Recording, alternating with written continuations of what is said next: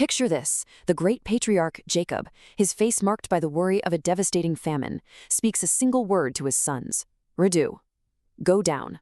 Now as that word leaves his lips, it doesn't just fade into the air. Imagine those ancient Hebrew letters catching fire, expanding into glowing numbers that just hang there in space. And then they stretch out, forming a brilliant timeline of light, a corridor pushing all the way to Egypt, with the years themselves unfolding like glowing mile markers. This isn't just a man telling his kids to go get food. This is the activation key for a divine destiny, a whole chapter of history encoded in a single word. Welcome. Today, we're going on a journey deep into the source code of history itself. And believe it or not, it's all hidden inside that one command, go down there. We are going to unpack how this incredibly simple instruction was actually a cosmic key, a divine command that kicked off the entire 210-year exile in Egypt, down to the exact day. So here's our game plan. We're going to start with the command itself. Then we'll unlock the number of years hidden inside it. After that, we'll get into the cosmic source code behind that number, see how it worked as a program of spiritual refinement, and then we'll run a few modern analogies to make it all click before finally placing it in the grand timeline of redemption. Okay, so let's set the scene. We're in a time of major crisis. A terrible famine has a chokehold on the land of Canaan. Jacob gets word that there's grain to be had, but it's only in one place, the mighty kingdom of Egypt. So he turns to his sons with what seems like a very practical, life-saving instruction. Now, on the surface, this is just a dad telling his boys to go buy groceries, right? But the Zohar, the Kabbalists, they teach us that nothing in the Torah is ever just what's on the surface. You see, Jacob embodies the divine attribute of Tiferet, beauty, harmony. In Kabbalah, that's a sephira, a direct channel for the divine. So he wasn't just speaking his own thoughts. He was a conduit, a spokesman, articulating a divine decree that was literally pre-written into the fabric of reality. So how in the world do we get from go down there to a 210-year prophecy? Well, to crack this open, we need a special kind of key. It's an ancient system of interpretation that lets us see the hidden mathematical blueprint of the holy text. And that key is called Gematria. You see, in Hebrew, every single letter is also a number. Now, this isn't just a clever code. It's a fundamental principle of creation that says, if two words have the same numerical value, they share a deep spiritual connection. It's like a hidden layer of divine metadata woven right into the language itself, letting us see how all these different ideas are secretly connected. The one word that holds the entire secret is Redu. It means go down. This word right here is the vessel. So let's do this. Let's break it down letter by letter using Gematria.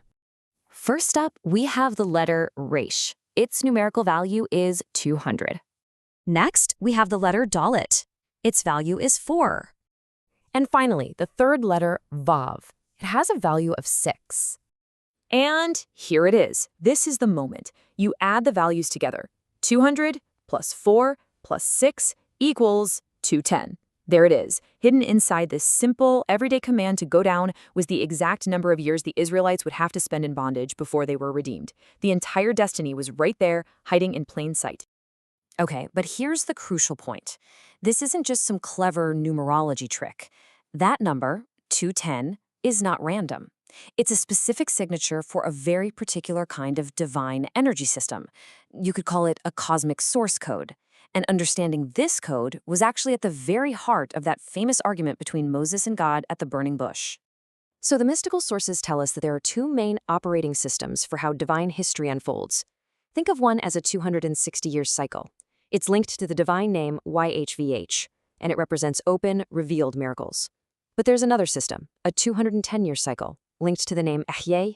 This one represents a process that's more hidden, more concealed, like a gestation. Moses, seeing how much his people were suffering, just assumed the more powerful 260-year system had to be the one in play, which meant the time for redemption wasn't up yet. And this is where the Zohar offers a reading that will just blow your mind. It takes the word sar, turned aside, and says it's not a verb, it's a number. The letter samech is 60, and resh is 200. Together, that's 260. So the Zohar reads the verse like this, and the Lord saw that he was calculating based on 260. Moses was looking at his cosmic calculator, he saw the number wasn't 260 yet, and he concluded, nope, it's not time. But God steps in and corrects him. He reveals which operating system this exile is actually running on. He says, I am, Ehya has sent me to you. He's basically telling Moses, you're running the wrong diagnostics. You're calculating with the wrong name, the wrong code. This entire exile program isn't running on the 260-year Yahweh Vihis system. It's running on the Ehya system, the 210-year code of gestation. And guess what? That program just finished running. You see, this changes everything. It reframes the entire exile. It wasn't a punishment. It was a precisely timed, pre-configured program of spiritual development. It had a specific goal and a specific predetermined runtime encoded right from the start. The mystics have this incredible term for it, a national ibor, which means cosmic gestation. The collective soul of Israel had to enter the womb of Egypt. And Egypt, which is called the iron furnace, was a place of unbelievable pressure. In fact, its name in Hebrew, Mitzrayim, comes from the word mitzar, which means a narrow, tight, constricted place. In this cosmic pressure cooker, all the spiritual impurities had to be burned away so that a new holy nation could be forged and then birthed at the Exodus. You can almost visualize this entire process as a journey through color. It all starts with the pure white light of the divine plan. Then comes the descent, a journey into the blue shadows of that narrow, constricted place.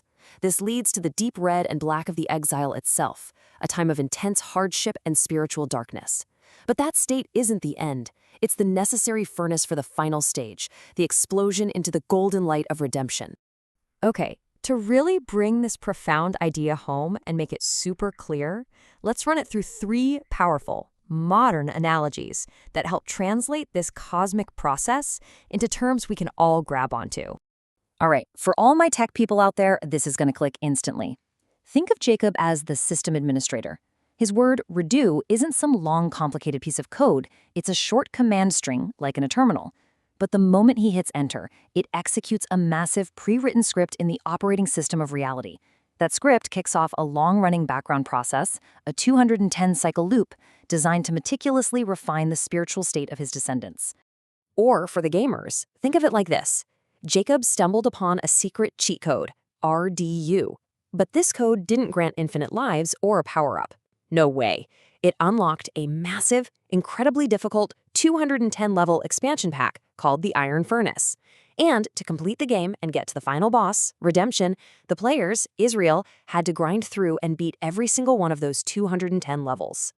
And finally, for the engineers and the systems thinkers, we can see this as a perfect model of cosmic efficiency. You have a high-level decree from the upper realms, and it gets packaged into a tiny, compressed data file, the word Redu, within the sephir of speech or manifestation. That data packet is then sent to the specific coordinates in the geohistorical matrix, which is Egypt. And once it arrives, it unpacks itself and executes its full program, a 210-cycle purification operation. Okay, so this brings us to one last, really crucial clarification, because you might have heard another number thrown around when people talk about the exile. So how does our 210 years fit in with that bigger prophetic timeline? The Torah also mentions a 400-year prophecy that was given to Abraham. Now, that 400-year clock started ticking the moment Isaac was born, marking the total time his descendants would be strangers in a land not their own. The 210 years that we've been talking about, the one encoded in Redu, refers to the final, most intense phase of that larger prophecy. It was the actual time of hard labor and spiritual transformation spent inside the pressure cooker of Egypt. It was the critical gestation period that made the birth of a nation even possible. When you step back and look at it, unpacking this one tiny word, Redu, reveals an entire architecture of destiny. It shows us a universe where language, math, time, and spiritual purpose are all woven together in this incredible tapestry. It suggests that history isn't just a random series of events, it's an unfolding divine script. And that leaves us with a really deep question. If the grand story is already written, down to the very letter, then what does it mean for us to be actors on its stage?